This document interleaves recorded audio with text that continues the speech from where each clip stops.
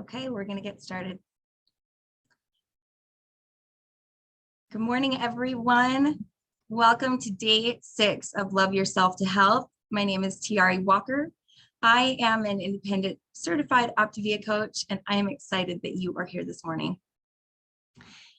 Now, just wanted to share with you a few things that will help you get you on your journey. A few months ago, my daughter said something to me that, well, it's 2 words that no parent ever wants to hear. Science fair. Science fair. She had agonized over the subject, and I suggested that she do something that will make a difference in her life. So she thought about it, and she decided to research the best ways for her to stop biting her nails. If you have a problem biting your nails, just go ahead and throw 1 in the chat if that's ever been an issue for you or one of your children.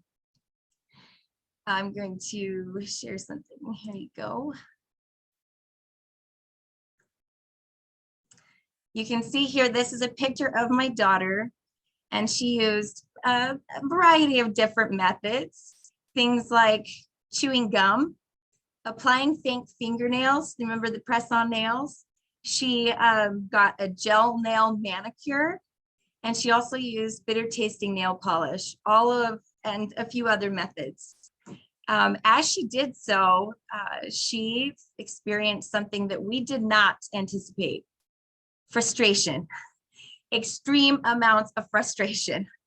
She was so frustrated the entire process, and we had no idea that this experience would cause so much angst in her poor little self. She had taken as much time as she could to put together the best methods and take pictures and everything, and despite all of that, each week would bring just this new wave of frustration that would kind of fall over her. She thought at the beginning of each week, she thought, oh, this is the week. Like, this is the method that's going to help me. And this is going to help me break this bad habit. She was wrong. Every week, week after week, she started with the best intentions. And then somehow, for a few days, it would work. Or sometimes the method would only last a few hours before she would chew her nails into oblivion. So she kept getting angry with herself, and she would say things like, I should have done a different project. This was not a good idea. She would say things like, man, Mom, I really think that I'm going to fail this project. I'm so nervous that my teacher is going to fail me. And it was that relentless worry that made her so frustrated through the entire 6 weeks of the process. It was hard, folks. It was hard. And so after the 6 weeks, I'd like to report we did survive the 6 weeks after a lot of frustration in our house. But if you're curious, just for your information, I'll tell you what she found. First, the most effective way for her was bitter tasting nail polish. It tasted disgusting. Putting it up to her mouth just tasted awful, so it helped keep her nails away from her mouth. She really liked the gel nails. She felt like that went really well. We found chewing gum was somewhat effective. Fake nails were not, and neither was nail strengthening nail polish. Now, it's really interesting because afterwards she was going through and putting her poster together. And as she put her poster together, she started to look at the photos from the very first day that she started to the very last day that she ended. And she noticed something interesting. Her nails when she started, although she had been a religious nail biter, were actually longer than when she had ended. And I asked her, I said, well, why do you think that is? And she sat there and she thought for a minute, and she said, you know, I would bite my nails when I was bored, or when I was like tired. I would bite my nails when I was frustrated, and when I was angry, my nails didn't exist after that. And then I watched the most magical thing happen. I kind of like to think of it as a light bulb moment. And she looked at me and she said, Mom, I was way more frustrated during this experience than before I started. I was worried that I was going to fail. And that made me bite my nails even more. And then I felt like I was failing, which made me more angry and frustrated. So I'd bite them again. Do you see this cycle? So I asked her, I said, well, what do you think about that? And you know what this really smart 12-year-old girl said to me? She dropped the biggest truth bomb on my head that night. She said, I just realized that the methods don't really matter if I don't take care of the emotional trigger. You guys, she is 12 years old. She's 12. And that the methods don't matter if I don't care about the emotion, if I don't take care of the emotional trigger. Talk about a mic drop, right? She was totally right. The habit of biting her nails was a response to an emotional cue. So what does this have to do with your health? I think too often we find ways to buffer our emotions. My daughter bit her nails. Some of us eat, drink, scroll social media. We have addictive behaviors. We avoid conversations. We binge watch shows. Amber described it in our kickoff call, like having that big beach ball. We're pushing it down under the water. And every moment that we push that ball under the water, it just gains more pressure to push it back up.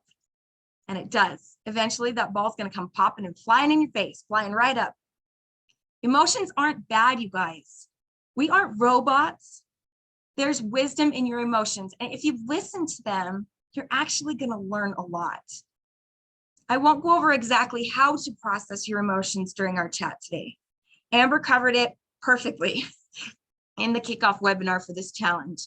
So if you haven't watched it, you need to go back and watch it today. Don't wait till tomorrow. Go and find it today. Because what she does, she and Jared walk you through step by step how to process emotions in the most effective way to help you be able to navigate this sea of emotion that we all have. So for the next couple of minutes, I really just wanted to share with you why processing emotions is so important. Dr. Anderson says, we don't have a weight problem in this country. We have an emotional mismanagement problem. Emotional mismanagement, guys. Just like my daughter, a lot of us have researched all the methods, right? To discover how to solve X, Y, and Z. Maybe you've joined this challenge as a method to jumpstart your healthier body or your healthier mind. Truthfully, I have a pile of underutilized methods to improve my muscle tone. They just sit there. And sometimes I don't do anything with them for a long period of time, but there's no shame or guilt here. If you collect methods like me, you're in good company. But I've found that those methods are just a buffer. They are just a fix. We're putting a Band-Aid on something. We're not trying to fix the problem. Maybe you came to this challenge with all the hope of a new week, a fresh start.